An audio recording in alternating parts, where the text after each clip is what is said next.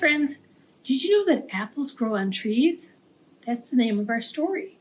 Here's some red apples, and there's the leaves, and there's the little stems that attach to the trees.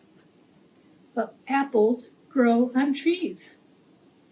Apples grow big in the fall. Some apples are yellow, some apples are red, some apples are green, and here they are again, they're yellow. What color apples do you like to eat? Farmers pick apples, and you can buy them in the store. Did you know that you can go apple picking some places? I used to do that, but now I just get mine at the store. Kids pick apples too. Apples taste so good. Do you like to eat them whole? Do you like to eat them cut up? What's your favorite way to eat an apple? It can be sliced. It can be baked into a pie. It can be mashed to make applesauce. You can press apples and take out the juice to make apple juice.